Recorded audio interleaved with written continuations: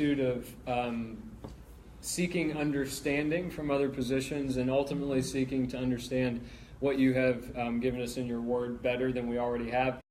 And Lord, that we would also see perhaps how this ultimately theological discussion connects to the apologetics that many of us are so passionate about.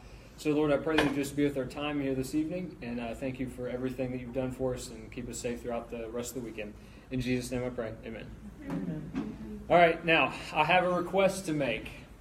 The request is, I know that opinions are strong. I know that some of you are very devout in your camp, and I know that some of you are here to learn. And so I don't care which of those two you are, my preference is that you would hold off your objections to opposing viewpoints until the end.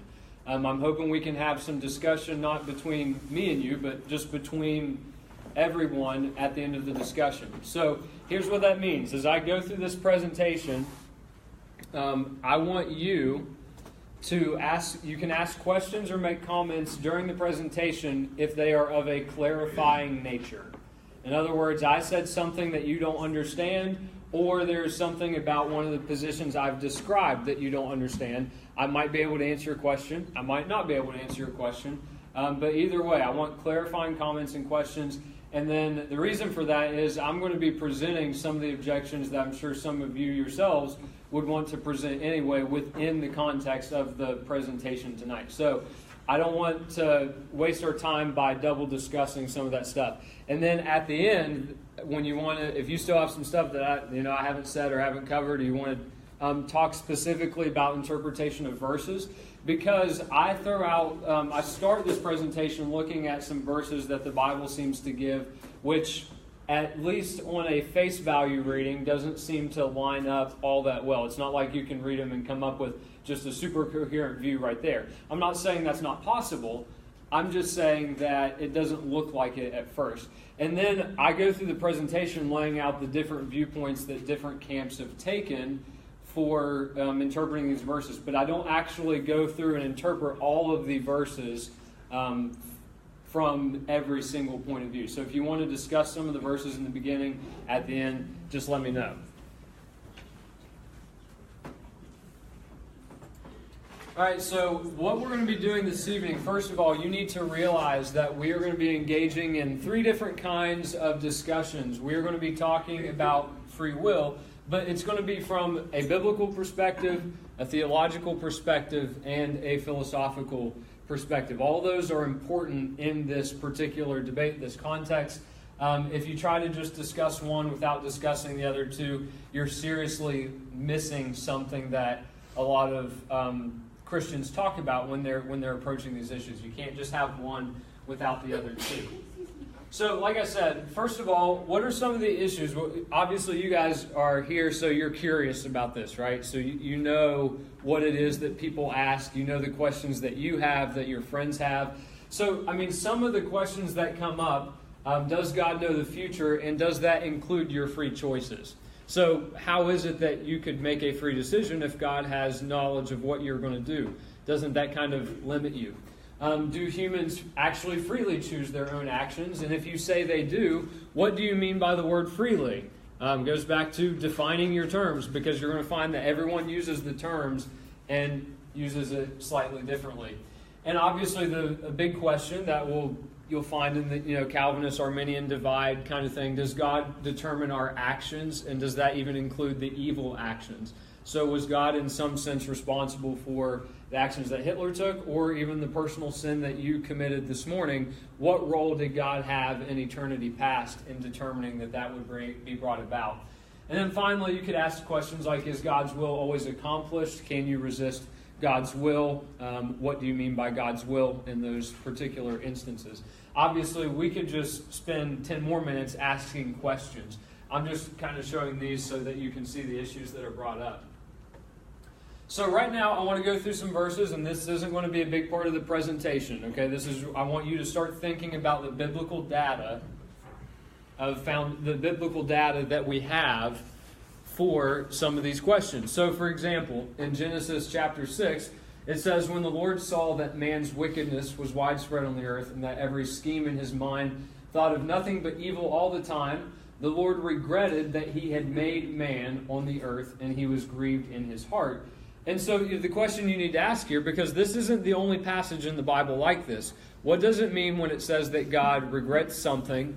Some passages even suggest that more explicitly that God changes his mind about something. Or you have these rhetorical questions where God seems to not know the answer to something. So when you have passages like this in the Scripture, that's obviously something that most of you in this room it kind of gives you pause because you don't believe that way about God. So next verse would be, this comes from 1 John. It says here, even if our conscience condemns us, that God is greater than our conscience and he knows all things. Obviously, the part of this verse I want to focus on is that Christians have traditionally affirmed that God knows all things, and that includes future events. So how do you make sense of some of those passages like the Genesis verse that we just read? And then, obviously, one of the elements of God knowing all things and knowing the future is God's predictive powers. God's able to give future messages of prophecy to certain people. So one of the most talked about examples, this is actually a really simple one. It's not a really big prophecy. But Jesus basically tells Peter, tonight before the rooster crows, you're going to deny me 3 times. He didn't make that as a prediction. He didn't say that, well, this is what I think is going to happen. No, he said, Peter, this is going to happen. So Jesus seems to be revealing a piece of knowledge that he has about future events that is for certain. And then obviously it goes down to even more minute details. I mean, think about what the psalmist says in Psalm 139:4 when it says, before a word is on my tongue, you know all about it, Lord. And so that's before you even think your thoughts, before you even say things, God says, or the psalmist says, that God already knows them. So there's a pretty strong case to be built that God knows all things, and that includes future events, including future actions that you guys may take. Now the question is, what role does God's sovereign hand have in determining the actions of people? Is God treating us all like puppets? Is that a bad analogy, a good analogy? I mean, what's going on here? And you're going to see some verses where the tension is presented. So, for example, in Proverbs 21, verse 1, it says that a king's heart is like streams of water in the Lord's hand. He directs it wherever he chooses. So here we see that God is talking about his sovereign influence in the affairs of man, because a king, it's not accidental that he's talking about a king here. He doesn't just say that he's twisting all hearts to what. No, he's saying the king, the top guy, the guy that's in charge of everything, he's in my hand. His decisions, his heart, what he's... well, let's just go with that. I don't want to get to interpretation too much. His heart is putty in my hands. I direct him where I want him to go. Then you have Romans 9, which obviously the entire Romans 9 passage is I guess you could say, a Calvinist stronghold. But you have some verses in there that have a very strong emphasis on sovereignty. So here in this verse, and remember, we're just kind of looking at face value reading. So I understand that I'm kind of ripping some of these out of context, but I'm doing it because oftentimes in these conversations, these verses are ripped out of context to either support or get rid of one of the sides. So in Romans 9, this is an example you'll see. So then he shows mercy to those he wants to, and he hardens those he wants to harden. So you will say to me, therefore, why then does God, he being God, still find fault? For who can resist his will? So if God's going around and hardening the hearts of whoever he wants, who is it that can resist the will of God, and why? And then the question that's naturally being asked is, why would he find fault with us if it's God ultimately? And of course, Paul goes on to say here, well, who are you, O man, to question God? And then you've got other passages like this. This is something that Luke writes. He says, but since the Pharisees and experts in the law had not been baptized by him, they rejected the plan of God for themselves. And you have this idea that even though God's plans are always carried out and accomplished, you've got people that in some sense can reject the plan of God for their lives. And it's the same thing with talking about the Holy Spirit. A lot of times we talk about the Holy Spirit's influence on us, but in the Bible itself it says, you stiff-necked people with uncircumcised hearts and ears, you are always resisting the Holy Spirit as your ancestors did, so do you. So there's a sense in which God's Spirit and influence on us, even that can be resisted by us.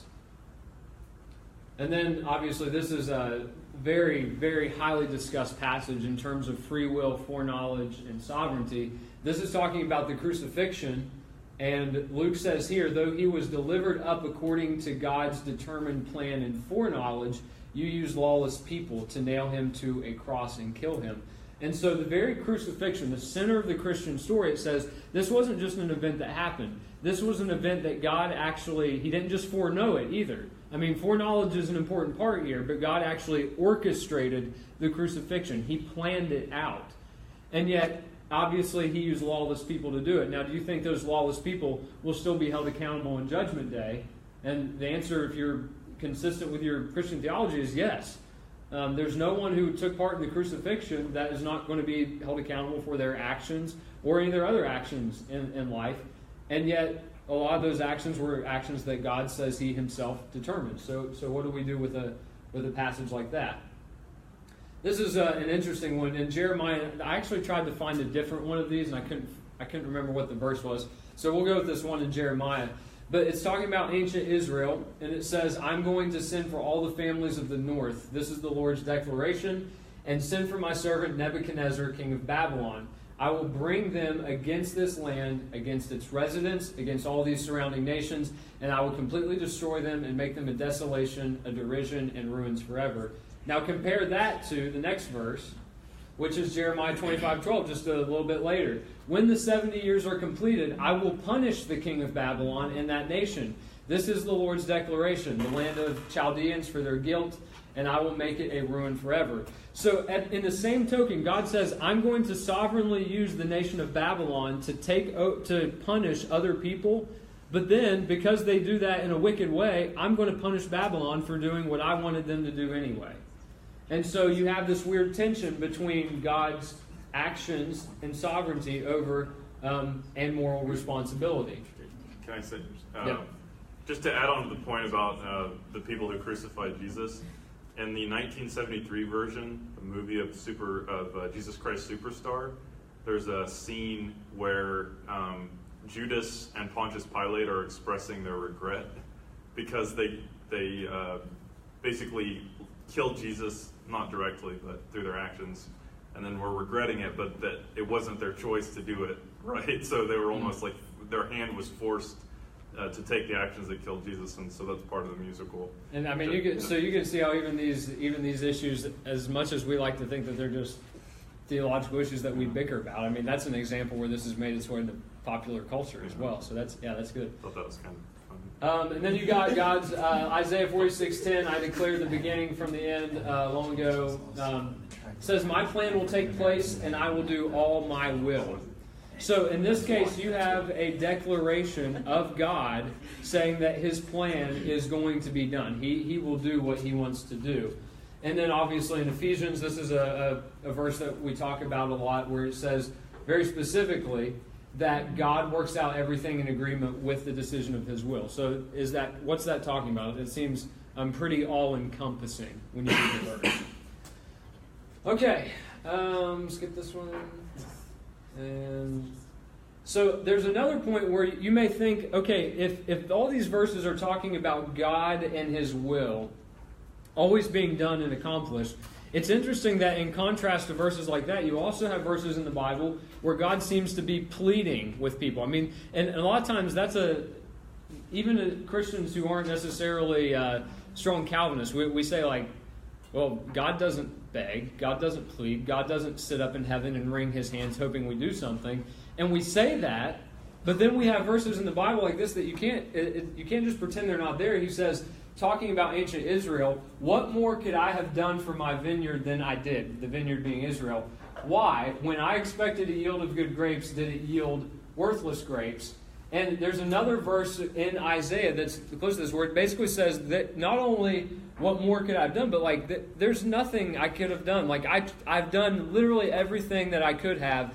And Israel, you are still in rebellion against me. And it very much seems to fit that picture of kind of God pleading with the people, wanting something to get done that's not actually happening. And you see the same thing in Jesus when he says, Jerusalem, Jerusalem, she who kills the prophets and stones those who are sent to her, how often I wanted to gather your children together as a hen gathers her chicks under her wings, yet you were not willing. And so once again, we may not really like that picture of God pleading or something along those lines, but it seems that these verses in some way do depict a God who pleads with people and does what he can without his will, in some sense, always being accomplished.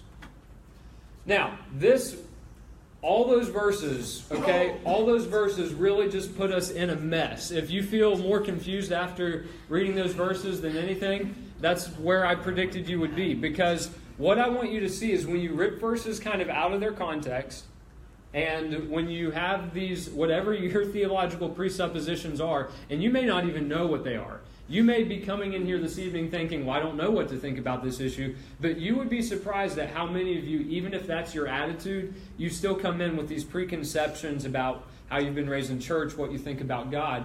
And really, when you start to put all this together, it just becomes a jumbled mess in your head. So this evening, we're not going to focus as much on soteriology, which is your doctrine of salvation. So does God pick people to be saved?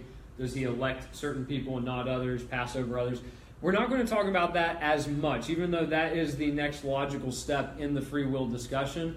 I think it's going to be important to get a grounding of the different views of free will and how God comes to foreknow certain things. And then if you want to talk about salvation sometime after that, we can.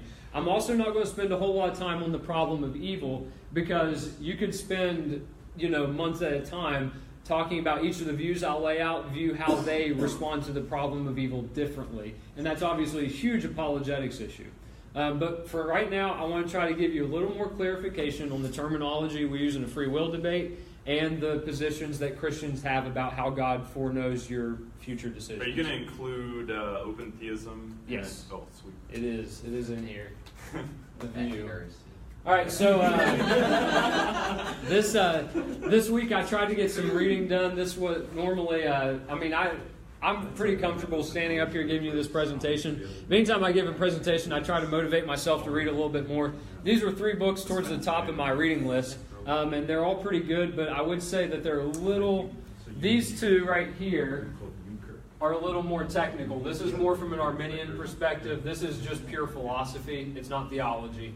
And then this one is more from a Reformed perspective, and it's the easiest read of the 3. But all 3 of those are good books. I always have book recommendations for you if you hear something in Ratio Christi, not just tonight, but any other night, that you would like to go more in depth than what we do. I always have good book recommendations, podcasts, so does John. So just keep in mind that you don't have to just take what you hear in this room and go with it. You can do your own research. You can go more into those topics that really kind of strike you as interesting or that really bug you and get to the bottom of what you believe about certain things.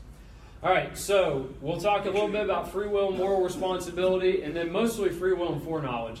I had that bullet point in there as free will and sovereignty, but I think it's kind of combined into the other 2. So my review is kind of wrong, but let's get right into it. The biggest issue that some of you are asking, even as we were reading through those verses, in which I want to hit right now, is moral responsibility. Regardless of what you think about free will, my guess is that most of you, along with most professional philosophers and theologians, will say that moral responsibility is the reason that we need to have some kind of free will. Because if you do not freely will your actions, how are you accountable for those actions? How is it that you are the one that's punished or praised for something that you do if you're ultimately not the one that freely willed it? But as you'll see, different people mean different things by free will, so we'll talk about that. But generally, people will say if you want to be morally responsible for your actions, we've got to meet 2 conditions. The first one is called the epistemic condition, and that's basically just, it's basically, can you foresee the consequences of your action? Or even if you don't, should you have been able to if you tried? Okay, so there, in other words, it's really hard to punish someone for doing something if they honestly had absolutely no clue that their actions resulted in a certain end result. Okay? So if something really bad happens because of something you chose, if you had no idea, not only did you not have any idea that it was going to happen, but there was no way you could have known that it was going to happen, it's very difficult to understand how you can be extremely morally responsible for that particular bad result as that came about from your choice. And the other one would be the control condition. So, in other words, an action must fall under the influence of one's will in certain relevant ways. You have to be the one that willed it. Obviously, if someone's holding a gun to your head and you do something bad because of that, we do not consider you morally responsible for the actions that you undertook, because that wasn't you doing the actions, that was you being forced. So in other words, it wasn't under the influence of your will in the relevant way to do a particular action. You weren't as free as you could have been. So free will in some sense, for moral responsibility, that's what everyone wants to talk about. All right. So in terms of free will, there are lots of different definitions out there. You can, like Descartes, he's a philosopher from a while back. He just says the ability to do or not do something. Or these are ones I looked up this week. Stanford Encyclopedia of Philosophy is an online philosophy website that's actually pretty good. It's not just like, hey, a bunch of guys get together and write about philosophy. Those are normally have articles written by professional philosophers. Good material if you want to look up philosophical topics. But they say that free will could be defined as the capacity of rational agents to choose a course of action from among various alternatives. Internet Encyclopedia of Philosophy, at minimum, the capacity to choose his or her course of action. And then, really, if you don't know how to define free will, most of the time people will go back to the previous slide and they'll just say that whatever you think is necessary to be morally responsible for your actions, that's what free will is. So, you know, you freely will something if you do something in such a way that you are responsible for it, even if you don't necessarily know what that is. So, now the question is, free will. This discussion revolves around an idea known as determinism, and there are two kinds of determinism. We're mostly going to be concerned with the bottom kind tonight. So the first one would be causal determinism, and that's just saying that every event is causally necessitated. So in other words, it has to happen by the past and relevant laws of nature. So if everything about us is fitting under the laws of chemistry and physics, including your brain chemistry, then that means that if I could, and this is not in any way possible, but if I could map out every single particle in your head, and I could map out every psychological state that you're in, and I knew all the relevant laws of nature, I could predict exactly what you're going to do for the rest of your life, because everything is determined from here on out, because of the way that the past is set up and the way the laws of nature work. And so basically everything fits into some kind of causal chain. Even your actions are just they're one link in a chain of causes and effects. And that chain extends way back before you were even born. All the influences that have ever influenced you, all of the relevant chemical reactions going on in your brain, all of that theoretically could have been predicted before you were even born. But what we're talking about this evening is theological determinism, and that's going to be where the debate between Christians lie. What is the truth about theological determinism? Are all events ultimately determined by God? And if they are, in what way have they been ultimately determined by God? Because the question will then re-arise. I mean, a lot of people will say you can't have free will if causal determinism is true. But a lot of people will go ahead and make the same argument that just as causal determinism would not allow free will, theological determinism does not allow free will either. And so what are we going to do about that? How do you fit these two things together? The idea of free will as being something that allows you to be morally responsible for your actions, and the idea of determinism, which says that everything you do is determined by something that is ultimately not you.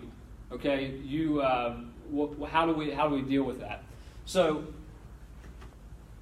this is a little chart I found on Google, so I thought it was good to illustrate my point. You're going to find that people fall into different camps, and this was a chart obviously for physical determinism. You can replace that with theological determinism, and you get the same chart. So if you think free will is possible, and you think that determinism is true, you are going to fall under the category of what's called a compatibilist. In other words, free will and determinism, theological determinism for the case of tonight, are compatible ideas. They fit together. If, on the other hand, you think that free will exists, but it's incompatible with determinism. So they can't fit together, but free will does actually exist. You're what's called a libertarian. You hold to the view of libertarian free will. Now let's talk about the distinction between those two viewpoints. First of all, if someone says that they ascribe to libertarian free will, what do they mean by that?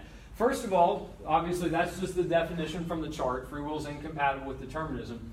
But you're going to get disagreements. I'm giving you a basic overview tonight, but I want you to know that there are 4 or 5 different camps of libertarians out there that all disagree with each other about what exactly makes a free choice and how that works in your brain and stuff like that. So please do not take what I'm saying as the end-all truth of what libertarians believe. But in general, these are some of the things that you're going to find come up in the discussion. First of all, to be free, you have to choose to act in a particular way out of your own motivations. Your desires, your beliefs, all of that comes together and acts as reasons for why you act the way you do. That's a condition for being free. The second one would be if you make choices that are not compelled or coerced by someone or something other than ourselves, but rather we have the ultimate responsibility for those particular choices. So if you can link your choice to being determined by anything other than you as a person, then that would not meet this condition of being free. And then finally, one of the most interesting ones is if you could have acted differently given the internal and external circumstances or conditions present at the time. So in other words, if I want to, sit down right now, I'm going to make a choice to either sit down or not sit down. What this one is saying is that as long as my choice comes from whatever my personal desires, wants, and whatever are, that would be one condition. So are my legs hurting? Is that making me want to sit down? As long as it's not compelled or coerced by something other than ourselves. So in this case, if my legs are hurting, does that determine that I sit down? In other words, do I have to sit down because my legs are hurting? Or were my legs hurting and so that was just a reason for it, but it did not determine me to sit down? Because those are two different things. You can say that your legs hurting actually determined you to sit down, or you can say that they create a desire in you to sit down, and so then you chose to do that.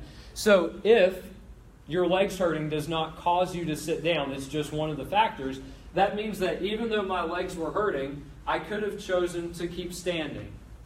Now I didn't. You guys saw me sit down, but theoretically I could have chosen to keep standing up. There would have been, that's an option that was open to me because I was free to pick between different options. I could have sat in that chair, I could have stood up, or I could have just started, moving my legs, walking around, get the blood flowing.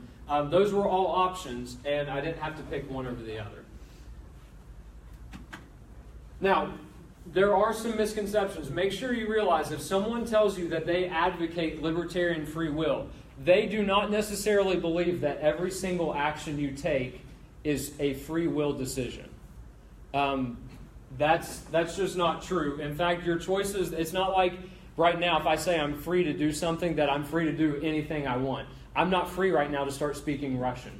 It's just not, I'm not free to do that. I don't have the causal background, the necessary background in Russian. I'm not free to do that. So there's no sense of absolute free will. I can't go pick up a building.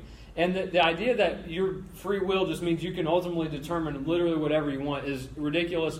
No libertarian holds to it. But also, you need to know that not all decisions are free in that sense. So, there may be a point where my legs literally hurt me so much that I'm going to sit down in this chair, and it wasn't an option for me. It literally hurt so much that it caused me to sit down, in which case that wouldn't fall under a libertarian free will decision. Okay, so libertarian free will, even if you believe humans have it, that does not mean that every decision you make is a libertarian free will decision. So let's compare that to what's called a compatibilist free will. So again, the definition just means you think free will as defined can be compatible with determinism. And so this was from that first book I told you, the one that was more from a reform perspective. but this was, he said that God determines human choices. His causal power is exercised so that he never coerces people to choose as they do. People are free when they voluntarily choose according to their most compelling desires in an unhindered way. And so, in other words, you are, on a compatibilist view, you are free to do what you want as long as you are free to choose according to what you want most. So, if I'm standing here in this chair, if sitting down in this chair is what I want most, then according to the compatibilists, when I sit in this chair, that desire actually caused me to sit down in this chair. Hey, David. As everyone was there. That desire actually caused me to do that. But why is that still free, even though it caused me? I didn't have a choice between all these different alternatives. Why is it still considered free on this definition? Because I was able to do what I wanted to do. I was able to do what I wanted to do. So that makes it, according to this definition, a free choice. And be careful here. I had to use the alliteration. I saw the opportunity and I took it. So clearing confusions concerning compatibilism. Thank you. Get off the stage. Just like with libertarian free will, make sure you don't have the misconception that even if you believe libertarian free will is true, that doesn't mean all choices are libertarian free will choices. And in the same way, some of the most common misconceptions about this idea of compatibilism is that maybe God causes you to choose or causes you to act in a way that you don't want to. Or God is going to make you do something independent of what your desires are. No, that's not true. You are free if you can do what you want. Okay, you are free if you can do what you want. So the idea is not that everything is going to happen regardless of what we feel, think, or desire. Our will causes our actions and is determined by a combination of your beliefs, desires, and values. That stuff actually comes together to make you decide the way you do. It makes you make decisions. Do I help that person? Do I not? Do I go to this college? Do I not? Do I sit down in this chair? I mean, your decisions are all determined, but they're not determined by things that you just have no control over. They are determined by things like your beliefs, desires, and values. And so it very much is still your decision based on your character. All right, I'm done with this one. Can I, before you go further? Yeah. I don't see a meaningful difference between those two. And the reason I say that is because when you were explaining libertarian free will, you had mentioned that certain of your choices will be determined by things out of your control. Like you said, you couldn't start speaking Russian. Mm-hmm. So it is determined by, for example, your culture or your environment or whatever, that you just weren't in a position to where you learned Russian. If you'd been raised in Russia, you probably maybe would have. Yeah. But how is it any different than what compatibilists are saying in that, well, we do have some measure of free will, but then some of it's determined? It seems like you said the same thing twice. Okay, so what I would say is, when I say that not all choices given a libertarian view are libertarian free will choices, the choices that we make that are not libertarian free will choices very much would fit this definition of compatibilism. Okay, so in other words, they are. But so in that sense, you're right. But what I'm saying is, if you're talking about a true libertarian free will choice, there's a world of difference, because in one, your desires, beliefs, values cause you to act the way you do, and in the other ones, they don't. They can be the reasons you do something, but they don't actually cause you to do one action over another. So if my leg's hurting me, if I sit down because my legs are hurting me, the libertarian would say, I didn't have to do that. Even though my legs were hurting, I could have stood standing. I had these choices genuinely available. The compatibilist will say that I sat down because my legs were hurting, and it actually determined me to do that. So there's no other alternate possibilities. My decision was determined by that particular factor. Okay, so the question is, does it actually determine your decision, or does it just influence your decision? And that's actually a very important difference between the two. Okay. Now, the verse here, the reason I bring this up is just because this is a battleground. If you want to talk to someone who's libertarian versus compatibilist, I'll be honest, I am not, and I'm trying to stay as neutral as I can during some of this presentation, but I really don't believe that this is a debate that's going to be settled by reading your Bibles, okay? The Bible was not written with philosophical free will discussions in mind. And so that means that even when you find these passages that talk about God controlling things and man freely deciding things, we can do our best to try to put those together, come up with our theologies, and do all this. But ultimately, the discussions that we want to have are not had in the Bible. Now, one of the cases that you'll see libertarians try to make, that they say, well, that's mostly true, but there's at least one verse in the Bible where we think it clearly presents that you always have these other options available to you, and therefore that has to be libertarian free will, because you don't just have one set path. You have options. They would point to this verse right here, which is 1 Corinthians 10:13, because this says, and now this is talking about Christians, so in Christian theology, we're talking about people who have the Holy Spirit and therefore have been, are enabled to live righteously, enabled for God. So you're not just talking about a totally depraved fallen human. But it says, no temptation has overtaken you except what is common to humanity. God is faithful, and He will not allow you to be tempted beyond what you are able. But with the temptation, He will also provide a way of escape so that you are able to bear it. And what it seems that the libertarian will argue is that means that every time you've ever sinned, that was not caused. Like, there was nothing that caused you to sin. There were only the things that influenced you to sin. And you could have escaped that. God actually gave you the route to take to go out. And so those are two different possibilities that were genuinely open to you. Now, the compatibilists will once again say that that's reading way too much into this verse, and that you can have the struggles that we have in our personal lives doesn't really tell us about how God has determined our decisions before time. And so you're just reading way too much into this verse to do that. So there's a debate there, but I did want to bring that verse up at this point.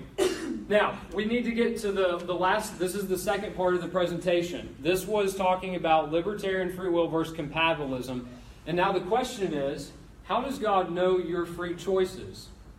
If God knows the future and your choices are freely made, how does He know them? You have a bunch of different camps here. There is no fancy name for the determinist camp, so I'm just saying that if you hold to compatibilist free will, then how does God foreknow your decisions? That's general determinism. I don't know if there's a fancy term. But with libertarianism, if you believe that your choices are ultimately caused by you and only influenced by other factors, you can be in the Molinist camp, you can be in what's called the simple foreknowledge camp, you can be in the open theism camp. So those are the views that we're going to discuss the differences. And if you're wanting to know, remember, we're not talking about salvation tonight, but if you want to know where that divide is, Calvinists will typically fall somewhere right here. They're typically determinists, but they don't have to be. Some Molinists are so deterministic that they're practically Calvinists when it comes to salvation. But when you talk about Arminianism, that would typically be these two. And a lot of Molinists don't mind identifying as the Arminian label either. Now, you also need to realize that Molinism, they've actually tried to intrude themselves not just as a view of how God knows the future, but they think that their view is distinct enough that they actually have their own position on salvation as well. So not only is Molinism a position on foreknowledge, Molinism is one of three camps of different views of salvation: Arminianism, Calvinism, Molinism. So we're not getting into that part tonight. We're sticking with the foreknowledge. And, okay, I need everyone to breathe because we're about ready to go in deep. I'm starting with Molinism because it's going to help me show you the differences between the others. But I'm going to tell you right now, I didn't understand Molinism until the third or fourth time it was presented to me. And a lot of you, this will be the first time it's presented to you. So if this doesn't seem to make any sense, I encourage you to look at it a few more times because it takes a while. Whether you end up agreeing or disagreeing with it, it's not something that is easily grasped. Okay, so if you're falling asleep right now, just kind of smack yourself because you need all of your attentiveness to go here. Now, the first thing I want you to know. Hey, I have a question real quick. Yeah. I want you to do it without mentioning middle knowledge or counterfactuals. All right, go. You can't do that. That's literally what the position is. We're using the word would. So,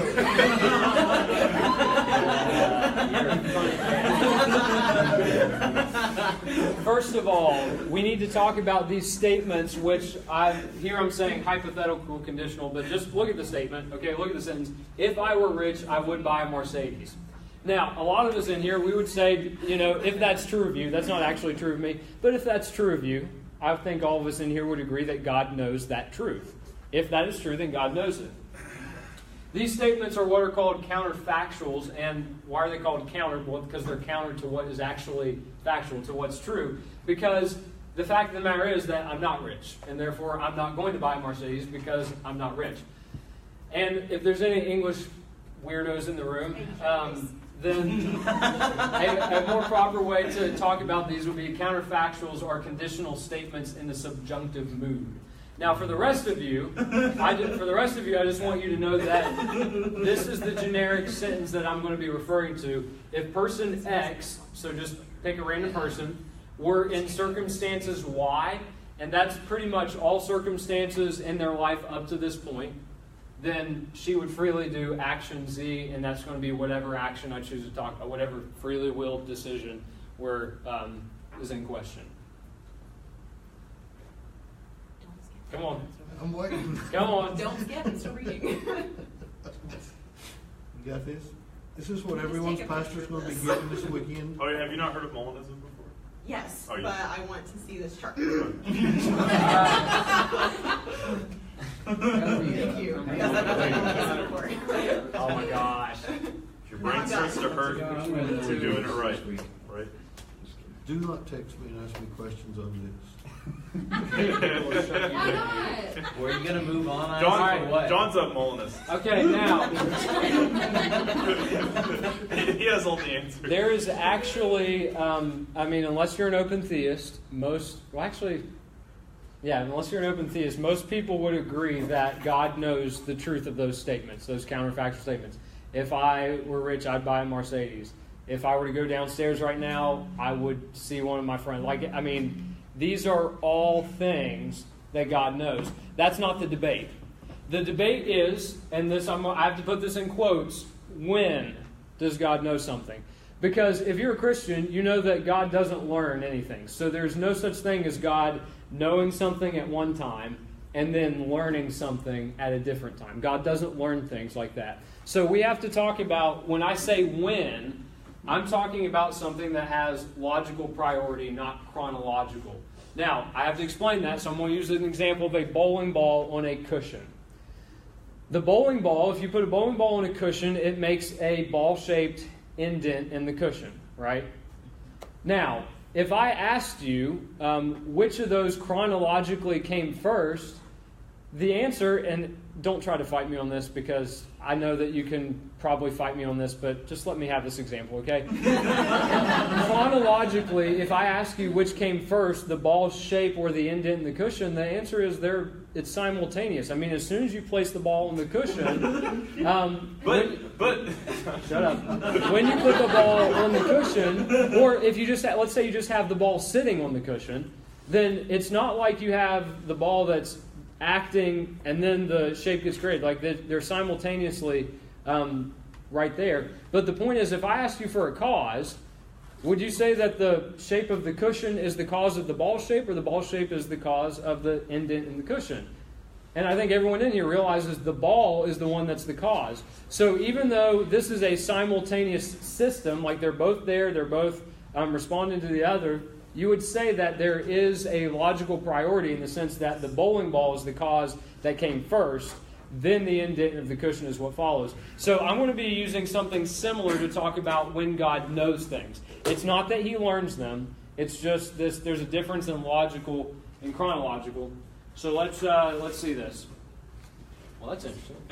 Okay, so first of all, I'm going to tell you moment one. This is what pretty much I don't care what camp you're in, open theist, whether you're a simple foreknowledge, Molinist, everyone agrees that God has natural knowledge, and that is first. So what do I mean by that? That means that God knows first of all necessary truths, and then all possibilities. anything, and this is before God creates a world, literally anything that is possible, God knows that that is a possibility. So He knows every possible world that could be created. Like, there's no one who denies this. No open theists. Wait. No one like that. You're saying that open theists... Okay, because I've heard the open theists question whether God has ultimate power. They question His omnipotence.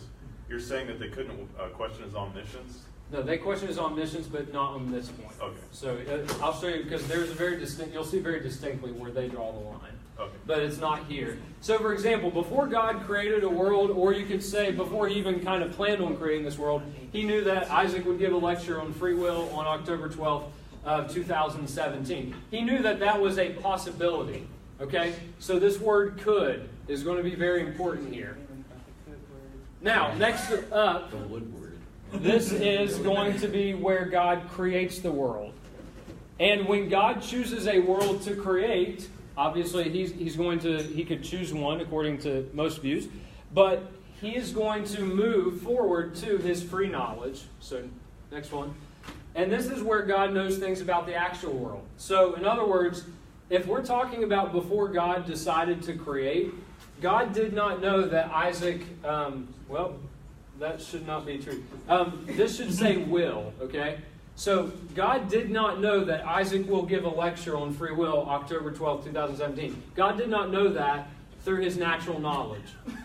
Because natural knowledge is just the possibilities. You can't say something will happen. All you can say is something could happen, potentially. But once God decides to create a world, then God knows everything that will happen in that particular world.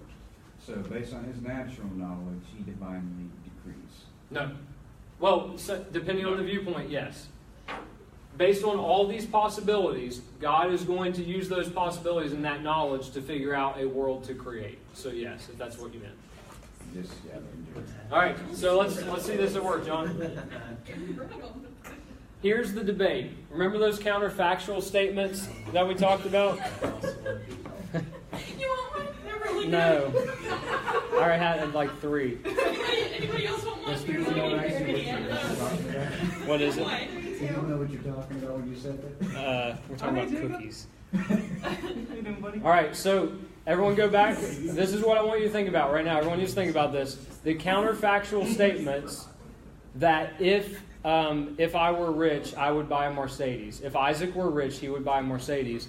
You have to ask the question, when did God know that? Did He know that statement before He decided to create a world? Or did He only know that after He chose to create this world? Because if He chose to create this world, that's going to make a huge difference. And I know that for a lot of you right now, you don't see the difference. But let me show you this real quick. So this is the debate after. This says that there are no true counterfactuals, so those statements before God chooses a world. But by choosing a world, God determines not just what will happen, but which counterfactuals are true for that world. Now consider this. This is the Molinist perspective. What if there are true counterfactuals that God knows but does not determine? Because the first view says that God actually picks which counterfactuals are true. The second view says God just knows them. He doesn't pick which one of those statements are true. And that's actually going to have a huge impact. So, in other words, this is a key point right here. God knows what any potential creature what any potential creature would freely do in any potential circumstance in which you would place him or her. Okay? Now that's important because that is how the Molinist gets his or her view of providence. All right. Now I want you to see this chart because this is where Calvinists and Molinists are going to have a sparring match. Okay? Natural knowledge right here. All of the possibilities that could happen. The word could is important. But if God knows before He chooses to create, if He already knows what any potential creature would do in any potential circumstance, God cannot create just any of these worlds that He wants. He can create worlds based on His foreknowledge of what people would do if He placed them in certain circumstances. And then based on this subset of worlds, the possible worlds that God could create, He picks one. And by picking one, he gets to determine exactly what happens in that world because he picked it based on the counterfactuals of freedom. So this is going to make a little more sense when we get to... Yeah. Can you go back that one slide, Yeah. please? Okay. The line where it says divine creative decree. Yeah. Okay, the above line shows God's divine creative decree, or is it the one below?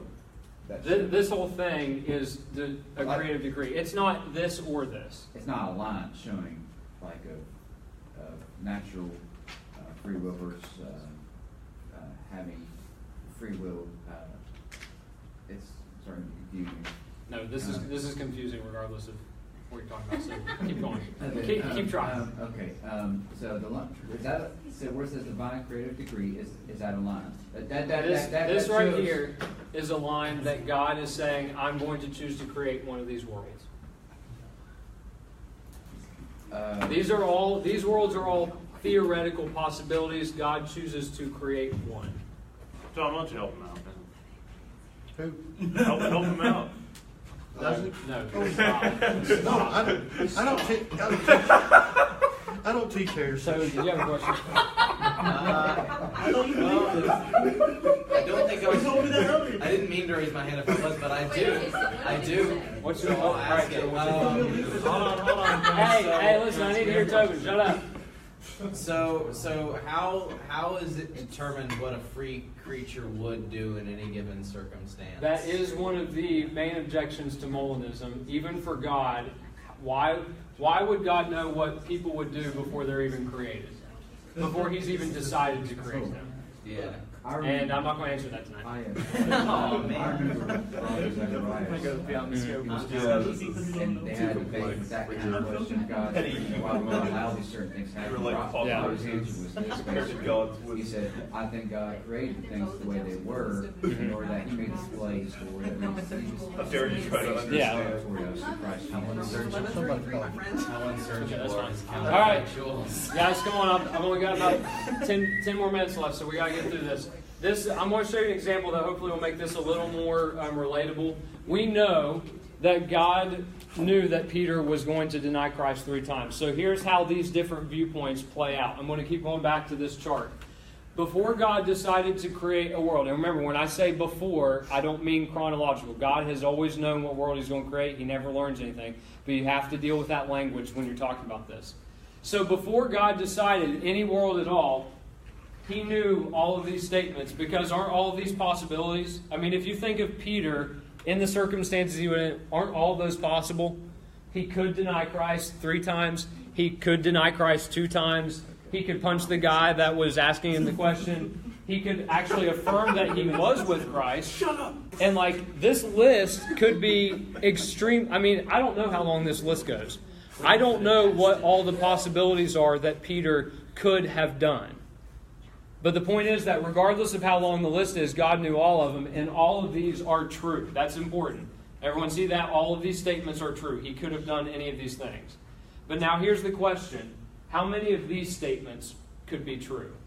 If any of them. If God hasn't created a world yet, He knows that all of these statements are true. If I were to create a guy named Peter in these circumstances, he could do all these things. But notice the word would changes things, because if God knew more than one of these to be true, God would believe something that's false, because only one of these statements can be true. The word would changes the entire meaning of the sentence. Because when you say, if Peter were placed in these circumstances at this time in this world, he would deny Christ 3 times. If that's true, then it cannot be true that he would deny Christ 2 times. This is the exact same list. The only difference is the word would instead of the word could, and only one of these can be true. So now here is the point. Go to the next slide. If you are a Molinist and you believe that God has this special kind of knowledge, you believe that God knows all of these, but these are all those logically possible worlds. Remember the circles at the top that's just a straight row of circles? Those are all of these circles. I mean, you could think of a world where Peter denied Christ 2 times. You could think of a world where he denied him once, where he hit the guy. But the point is, why is it that in the next line I showed you some of those circles disappeared? Because if God knows counterfactual statements, then of all of these possible worlds, the only one that God could create is this one. Because if God creates a guy named Peter, puts him in these circumstances, in this world, and lets him freely choose, this is what he's going to do. And God knows that. God didn't determine that. Like, God didn't make this true. God just knew it before He created anything. That's the Molinism. This is the Molinist view. But by choosing to create the world in which He knew that Peter would deny Christ 3 times, is He not indirectly determined that it will be so by Yes. choosing the world And this in which is He doesn't deny Him 3 times? right. So this is why Molinism is considered a very deterministic point of view, because if God chooses to create a world where He creates a man named Peter and He puts him in these circumstances, what does God know Peter is going to do? Deny Christ 3 times. So in other words, even though Peter has freely done this because God knew he would do it, God has brought about the world in which it happens. And so this is one of the criticisms of Molinism, that it's too deterministic. Even though it tries to preserve human free will, it doesn't, because God has literally planned everything about this world by creating you and putting you in circumstances that you know how you're going to act. He knew how you would act, and so He's planned every detail of this world down to the very decisions that you make, insignificant and significant. Now, compare this though to the Reformed view. So, Is this Calvinism? this would be Calvinism. Okay, so. Once again, there's no view that denies this. God always knows this. But here's the difference. Calvinism says God does not know these things before He decrees, because there's no way God could know them, or if they're not true, or God could know them. And so, that means that for the Calvinist, God actually can skip this middle part, and He gets to pick which one of these becomes truth. If God created the world before, where it said He would deny Christ 3 times, then that means the world where God comes to know His knowledge of this world, it'd be He will deny Christ 3 times. But now the Calvinists will say, God can pick any of these that He wants to be true, and therefore He can make any of these statements be true of the actual world that He wants. Wait, you were first. Okay. So. Right. Because you repeat from 20 minutes prior. Can we start over? Okay. Okay. So we said that God knows the future. We've looked at that in Scripture. Yes. So why do Calvinist people skip the second column? Because they would say, because listen, one of the things is they would say that, like I said, these things, if God hasn't chosen to create a world, then these things aren't, there is no truth to these. How could you say that Peter would deny Christ 3 times if you haven't even created a world where Peter exists? Why would God know that? It doesn't even make sense that God could know that. But the thing is, it's also a matter of sovereignty. Because do you think that God can create literally any world that He wants and make people do literally anything that He wants them to do? Because if you believe that, then that means that God has to be able to make any of these worlds. But if these statements are true, God can't do that. He has to create the world where Peter would deny Christ freely in those circumstances 3 times. You're going to hate me when I say this. It's based on Molinism. Okay? Maybe. Okay. Maybe. Okay. Yeah. So, all right. So, based on if you don't have God, then or you don't have understanding of God, or where the Spirit draws you, I guess, to repent. We're not getting into salvation. Next. So dumb this down for me. Okay. Because I'm a little new at this. No. Okay, what is the main differences between Calvinism, Arminianism, and Molinism? Okay. Again, the way you phrased it right there, you're asking salvation questions and not foreknowledge questions. So I'm going to do a summary of the foreknowledge view of this, and I'm going to push the salvation question off for another night. I will get with you after this and explain it. Don't talk to him. No. Okay. Next. John. No, I will. Come on, let's go. And skip this one. Skip this one. Okay, so now I'm going to give you an example of how a Molinist will explain one of the verses we looked at. And this is talking about when Peter denied Christ 3 times. And so the thing is, I want to clarify something for you. Because one of the things is you say, well, God can only create the world where Peter denies him 3 times. That doesn't that limit the sovereignty of God too much? Here's what the Molinist response is. God could create a world where he overrides Peter's free will. And he can make Peter do whatever the heck he wants. He could also change Peter's circumstances a little bit and perhaps make Peter have a different decision made. So if you're thinking that God is limited, way too limited, Molinism doesn't limit God to where he says, okay, Peter has to deny him 3 times and I can't do anything about it. God could still override Peter, make him do whatever he wants, or change his circumstances. But the point is that if God wants to put Peter in these circumstances, and he wants Peter to freely choose, and he knows what Peter would choose in those circumstances, then when he creates this world, he creates Peter, he puts him in those circumstances, we know what Peter's going to do. And the point is, well, does that limit God too much? The Molinist says no, because it's not a limitation that God can't create a married bachelor. Okay? No one thinks God can create a married bachelor because it's a contradiction. So there's no limitation in saying that God can't make someone freely do something, because if you believe free will and determinism are opposites, then those 2 things don't fit. So that's why the Molinists will say this isn't a limitation of God. But go to the next one. We're going to listen to John's favorite heretic after I read this verse. So go back to the foreknowledge and determinate plan of God, and now go to the heretic. William Lane Craig, yes. Oh, yes. Is that your daddy or So, your God? listen up. So, here's what we're going to do.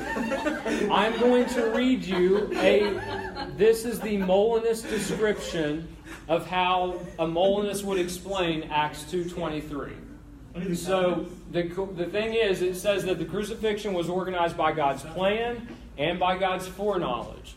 So, via his middle knowledge, God knew exactly which persons, if members of the Sanhedrin, would freely vote for Jesus' condemnation, which persons, if in Jerusalem, would freely demand Christ's death, favoring the release of Barabbas, what Herod, if king, would freely do in reaction to Jesus and Pilate's plea to judge him, and what Pilate himself, if holding the prefecture of Palestine in AD 30, would freely do under the pressure of Jewish leaders in the crowd. God knew all this before he even created a world. He knew what all these people would do if he put them in those circumstances.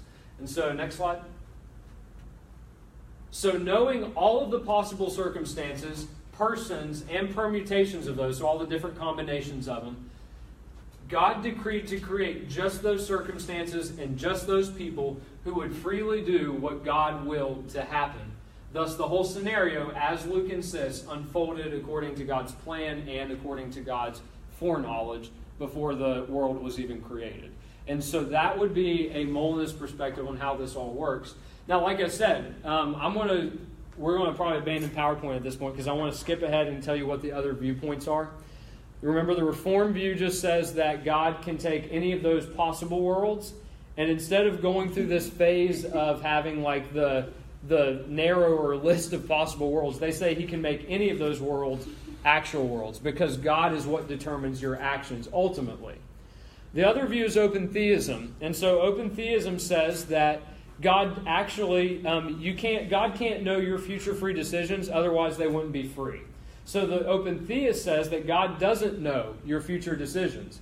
If you want to think about it this way, you could say, well, if God doesn't know the future, how do we know that God's in control? A lot of times they'll say something like, well, God is the grand chess master who's infinitely wise, playing like a little child who knows nothing about chess. So is God going to win in the end? And they would say, well, the answer is clearly yes, even though he really doesn't know what that child is going to do. Now, obviously, there are lots of objections to all these different viewpoints, okay? So with Molinism, the question really is, those ideas that God knows, like if Peter were in these circumstances, he would do this. How in the world could God know that? And why in the world would those things even be true if God hasn't decreed to create anything yet? Like, why would those random facts be true? And so the big argument against Molinism is that this just doesn't make sense, even for an omniscient God. Now, obviously the critique against divine determinism is that if God can make literally any world he wants, and he can literally do any action he wants, then why is it that even as God's people, we sin? Because ultimately, if God is the ultimate cause of everything, that makes God the ultimate cause of every evil and sin that happens. And so, in that sense, God seems to be the author of evil. And not only that, but God could literally have made any world he wanted. So, if he wanted to make a world where everyone freely did what was right, he could have, and he just chose not to. And so you have to get into Reformed explanations of that, which, again, if you talk to a Reformed person, I'm sure they'll be happy to tell you what those reasons could theoretically be. But then, of course, the open theist position is, it's just completely unbiblical. What good does an open theist position do if, you say it helps you defend free will or whatever, but if you have to sacrifice the God of classical Christianity to do that, what good is it? Okay, so you're not defending the Christian God anymore, you're defending kind of a God in your own making. You can tell that I'm very not sympathetic towards open theism. But they would argue that it is biblical, though. I mean, yes, they would. They would. So are you saying whatever? Open theism, God doesn't know the future. So they, that is, you're saying, I just want to make sure I get this right, that God doesn't know our future? God doesn't know what your future choices are going to be, because they say that if God knew what you were going to do, you aren't really free. So then how is that different from the scripture that was saying that? Well, okay, so when you get to the scriptures, that's good, because they would say, the open theist says that God knows everything, but it's just the future isn't something that can be known. So it's still possible for God to know everything, even if he doesn't know the future. But now the point is, the question I think you were asking is, what do you do with those passages where it actually looks like God doesn't know the future? I mean, it says that God repented of what he was doing. Why did I even create man in the first place? And so the response is typically something like, we are getting a glimpse into the thoughts of God, and that he is genuinely upset and frustrated with the sin of man at that time. But that doesn't, just because God may, say that you are frustrating to the point where I regret making you, that doesn't necessarily mean that he didn't know that was going to happen. Okay? It doesn't mean that God doesn't know that was going to happen. It just means that he knew it was going to happen, but he let it happen anyway, for whatever reason you want to give. And again, even there, the reasons that God would have created man anyway, that's going to be answered differently by Reformed guys, Molinists, Arminians. So they believe God knows everything, he just doesn't know our actions? Because those can't be known. It's not like God could theoretically know our future actions, but he doesn't. It's just that those actions can't be known, so that you can't say that God would know them. That's true. Okay. All right, Tobin, what do you got? I was going to add on the whole open theist thing. I've heard open theists, and I think this is a slightly more tenable, slightly less, but not completely, slightly less, but still somewhat heretical point of view. That God could have created a world in which he knew everything and we would all act according to a specific determined plan, but he chose... So he could have made a determined world, but he chose to make an undetermined world in which he had no way of knowing the future because it wasn't determined. Yes. And therefore, Yeah. This is... Stop. Listen, this is actually... This is kind of like... This is a book. Have you guys ever read a choose-your-own-adventure book? A lot of times they're kids' books. No. Okay, well, listen, I'm going to explain it to you real quick, because this is actually an idea that I hadn't heard this until a few years back, that to me makes open theism slightly less heretical, but I'm with Owen. I mean, I still think they're heretics. But I will say this. When you read it through the lens of what's called a choose-your-own-adventure, that's like if you're reading a book, and when you get to the end of a page, it says, you get to pick. Do you want the storyline to go this way? or do you want to go this way? If like maybe a character in the book makes a decision, and you get to pick the decision. Or if you're watching Hulu, that gives you the option. It gives you the option of what commercials you'd like to see or not see. Right. That's an even better example. I like that. Commercials on Hulu. Yeah, well, that's because you're rich. Us poor folk do. All right. So listen up, because you may encounter this, but the point is that God has made the book. So God ultimately has determined what the end is going to be, and He may even determine parts of the book where it doesn't matter which, what you pick, you're going to end up in the same spot. So you may ask, how did God predetermine the crucifixion? Well, if it's like this create your own storyline book, maybe God made all the points that you could possibly choose end up at that one page and then diverge from there. So it's really weird that open theists actually using something like this can accommodate free choices, that God doesn't know which choices you're going to make, but He's determined the possibilities that you can take. And so He can sovereignly arrange for like prophecy, the crucifixion, and He can even make sure history ends up where He wants it to end up. So that's why I say this actually made open theism slightly less heretical to me, but I still think it is. So, Kelly, you were next. Oh, goodbye, everyone. We're just talking now, so we're gonna goodbye. That on to like God.